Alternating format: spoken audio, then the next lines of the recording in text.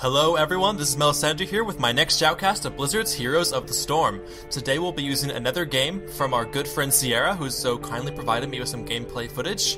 And so without further ado, let's get right into the game. So today's map is going to be Shire. The secondary objective on this map, if you haven't seen it before, is to take control of shrines on the north and south of the map. Once the team has taken control of both shrines, they can then activate a Dragon Knight statue in the middle of the map, which will then be controlled by a hero. The Dragon Knight is, again, a hero-controlled character that has a large health pool and has bonus damage versus structures, and so is therefore very effective in being able to push into the enemy base, get damage on their structures, take up the damage if heroes trying to stop him, and help them win the game by pushing onto those objectives toward the enemy palace.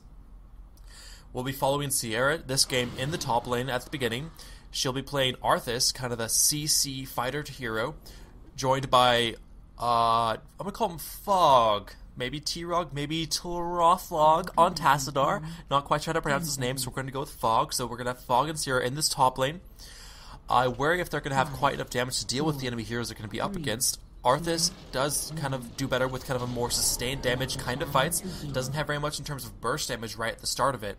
So we'll have to see what kind of heroes they're going to be up against. Tassadar also doing a bit more damage in those kind of elongated fights, with the Time Warp ability doing the damage over time, as well as the shields being able to absorb it, so the longer the fight's going. Oh, but look, Zeratul is there. You see the little shimmery, and looks like ETC as well in this top lane. 2v2 right now.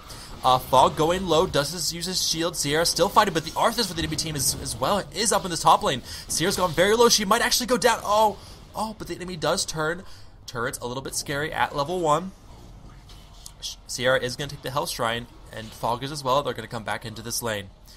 Arthas has remained. ETC, you can see, is in the bush. Good use of the the combat trait from Fog there, giving them an active ability that grants them a large area of vision, as well as revealing invisible enemy heroes. So you can see that Zeratul is still in the top lane. He was in that kind of top right of the middle of this lane. If you look carefully on the very edge of where they have vision, you can see the kind of shimmery area. That is where Zeratul is. And that is kind of the counterplay involved. If you have good awareness, you can see enemies' heroes that are invisible, but you have to really be looking for it. It's very easy not to see that kind of shimmery field. So we still have 2 heroes in this top lane. ETC has disappeared for now, and the shrines have activated. Sieara and Fog are on this top shrine. They are going to be able to take it. Sieara has turned on her E, preparing for the oncoming fight. She is going to miss the root on Pazzo. Time Warp does come out, hitting both Pazzo and Reckoning, getting good damage in onto both of them. Sieara gets a little bit low, but Arthas does retreat on the enemy team. Reckoning as well, going to blink away out into safety. So it looks like Sieara and Fog have managed to retain control of this shrine in the top lane. Pazzo's coming back in. Time Warp going down, going to hit Reckoning as well. Reckoning, who does blink in onto Sieara, gets a little bit too low and does actually fall. Good job. First kill, I believe, coming in for the blue team. Now Arthas is going to be trading up with Poison ability. It's going to be an active ability only available through the trait line, which is a damage over time ability. It scales very well into the late game, as the damage it does to enemy heroes does scale with level.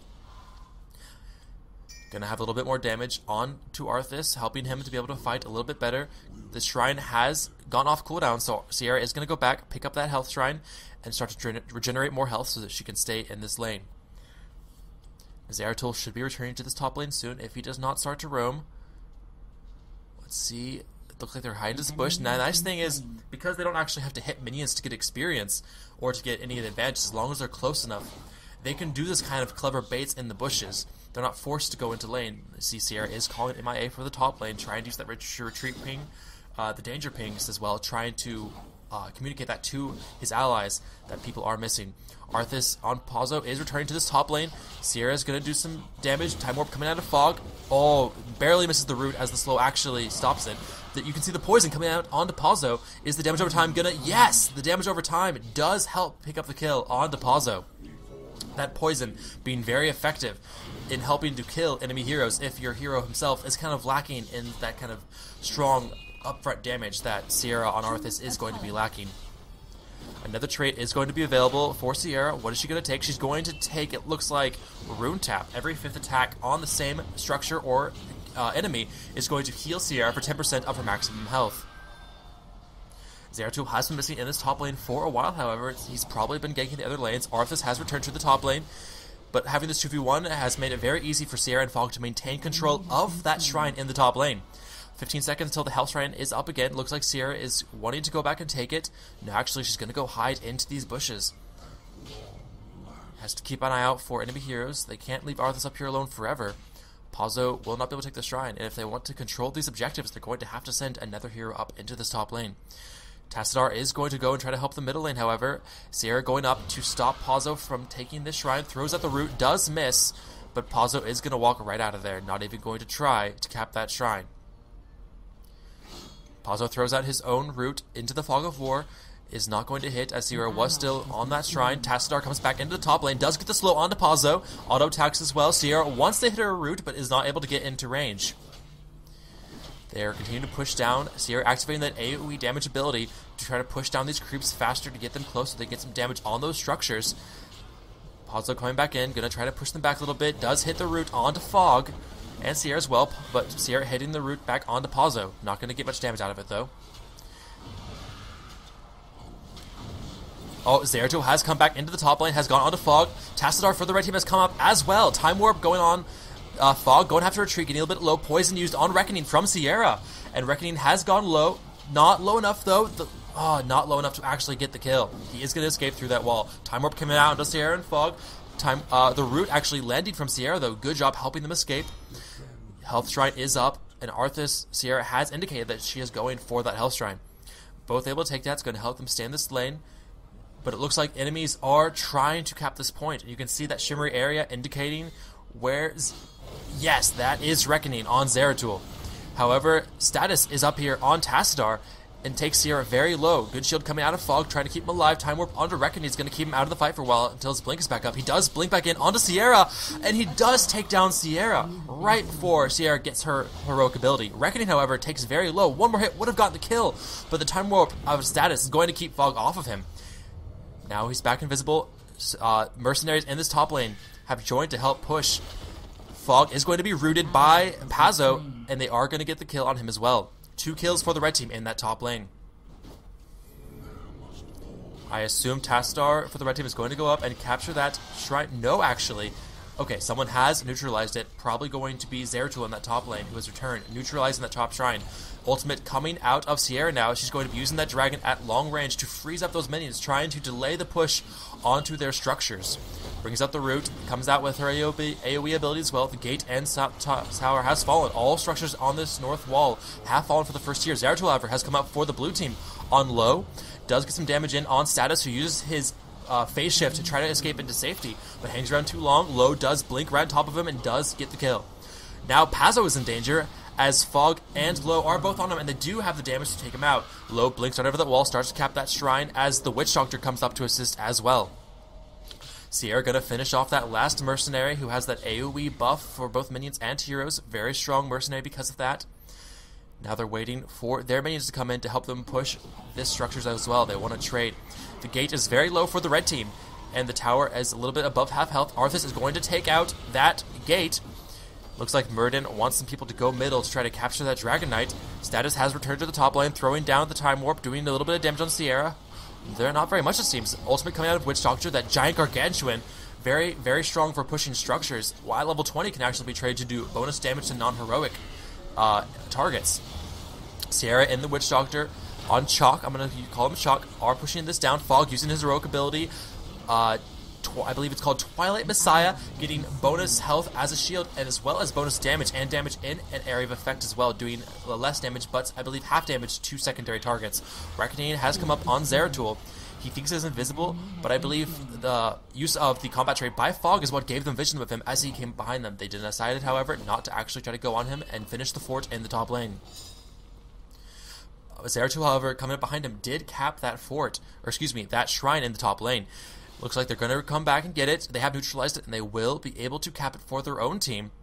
So that's going to be 1-for-1 shrines. A Dragon Knight has yet to be able to go down. Sierra going back is going to activate this health shrine to get that good chunk of health so she can stay in lane in just 1 second, and she does activate it. Going to go back into that lane. Oh, but Reckoning at the shrine. Tassadar as well, trying to contest it. Ultimate coming out of Sierra. Is it going to land? It does land on Zeratul, I think, getting the kill. Status does his phase shift, tries to get away. Root coming out of Sieara is going to land. Poison coming in as well. You can see that kind of brown health pool showing health that will be lost when that poison ends. Now they're going to be pushing this top lane. You see those frogs coming out of Chalk on the Witch Doctor. He's taking the trait that causes them to increase in size and damage by 10% with every single bounce. Used at max range, those frogs can do, I believe, up to 50% more damage at max range. Fog going in, trying to activate that Dragon Knight. And it looks like he is going to be able to. No one here for the red team to contest. Pazzo, a little bit far away, gets rooted by Sieara. Is going to have to retreat. Gets slowed as well from Sierra's Q. Blink in from low on on Zeratul. Tries to get some to go damage, and Fog just kicking him right out of there. Oh, and the damage from the kick combined with the poison coming out of Sieara is actually enough to pick up the kill. Good job from Fog getting that last bit of damage necessary for the poison to be able to get the damage. Rude coming out of Sieara is going to land on Kool-Aid Man. Gets a little bit too close to the turrets, however, as two heroes for the red team have come in. Ultimate coming out of ETC on White Rabbit, forcing the blue team to dance in that area of effect for 4 seconds. That damage, that CC allowing red team to get 2 kills on the blue team. Reckoning, however, has fallen very low, and he is going to fall to Stefan on Murden coming into this mid lane, assisting in the push of Fog on the Dragon Knight. They are going to get only 1 structure, though, on this inner wall for their push.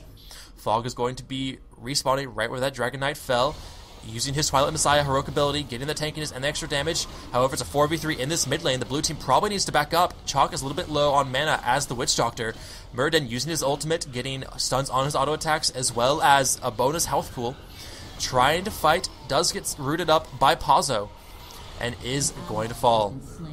Looks like the enemy Tassadar has taken Distortion Beam trait, granting him a 1.5 second slow on his auto attacks. You can tell because it has that kind of constant stream, that beam attack, and although it still only does damage according to his attack speed, the animation of it is that kind of constant beam effect. Sierra now going for a mercenary camp, gonna get those siege mercenaries to try to help put pressure on this bottom lane. ETC currently in that bottom lane pushing it out. Looks like 3 red enemy heroes, possibly even 4 in that top lane, pushing in toward that fort. No structures are remaining in that top lane to protect the fort, except for maybe that tower behind where the walls used to be. So someone's going to have to go up there to defend. Looks like the Witch Doctor is going up to defend that fort. Sierra, however, choosing to go into this bottom lane with Fog to try to push back these minions off this turret. ETC there as well. A fight has broken up in the top lane. People are saying that they're on the way. Zeratul and Murden both indicating they're on the way to defend that top area. However, Sierra and Fog are going to continue to push on ETC. The root does land. Fog as well has taken that Distortion Beam slow on the auto attacks. Ultimate coming out of Sierra is going to get the slow, and good use of that is going to freeze enemy structures. While that Dragon Ultimate from Arthas doesn't seem to do too much damage to enemy heroes, it does for 20 seconds completely take any minions or structures out of the fight, allowing them to be very easily pushed by your own minions. They're going to be able to take out that wall and all the turrets in this first tier wall for the bottom lane. ETC, after he uses his ultimate, is forced to retreat, can't deal with 1v2. Sierra and Fog now are going to do some good damage to this fort. Looks like they're probably going to be able to take it down. A lot of red team is still in that top lane. It looks like they actually won the fight in that top lane with 3 heroes for the blue team currently on cooldown timers for their death, on their death timers. Time Warp coming out onto the turret. Probably going to take this down. Q coming out of Sierra as well. ETC has returned to this bottom lane trying to defend, but he can't really do anything. He knows it. He's just going to hang back, stay safe by his turrets, not take any damage, wait for his team to try to do something. They are going to take this blue fort in that top lane. So there is going to be 2 forts taken for the blue team, 3 forts, however, taken out of the red team. Sierra going down is going to capture these mercenaries on the south side. Some more siege mercenaries pushing that bottom lane. The shrines have activated, and the north shrine about to be taken by allies for the blue team in the top lane. Fog still helping take this mercenary camp. Good job using that teamwork to help get that faster. Sierra's going to go ahead and mount up, finish capping this point, and then walk on out of there.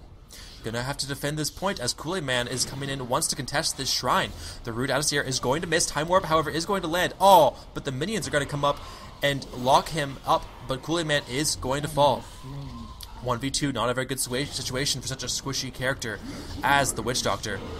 ETC getting slowed, does get the shield out of status, keeping him nice and healthy. Going to be 2v2 in this bottom lane. Both teams having these siege mercenaries. However, the question is who's going to have more damage. Fog taking damage from ETC. The face melt knocking him back.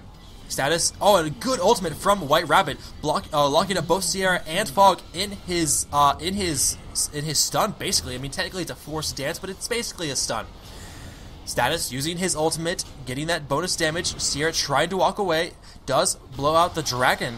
Ultimate is going to land on Status, getting a bit of slow, but not terribly much damage.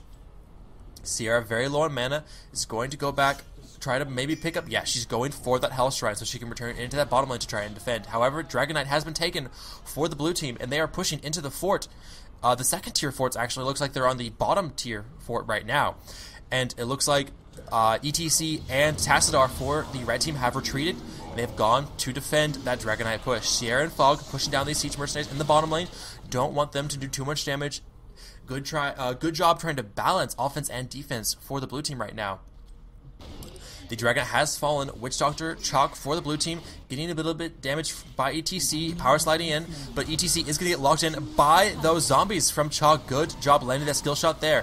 Fog using his time warp to zone out White Rabbit. The poison coming into White Rabbit as well. Very low. Sierra is going to get the kill. Yes, good job. Either Stefan or Sierra managed to get that kill. Now it's 4v2 in the middle lane. Reckoning going very low. Time warp does slow him, and they do get the kill on Reckoning. Now it's four blue heroes hitting the palace. But low trying to get the kill on Pazzo, not able to get him low enough before he's able to get to his base to heal up. And this might be game, folks. The palace is getting very low. It's almost half health. 4 heroes are here for the blue team. And yeah, there's no way red team can actually contest this. Pazzo's the only one alive. 15 seconds on the first hero to come back up for the red team. They're just beating it down. Stefan running a bit of interference on Pazzo, not letting him try to get damage on the 3 who are still getting the palace. And yeah, there's no way. Good job, Sierra, utilizing that rune, helping herself stay healthy, so she was able to tank that for a very long time. Good job from both teams. Superior objective control, however, for the blue team, did get them that win. So, thank you all for watching, and I will see you guys next time.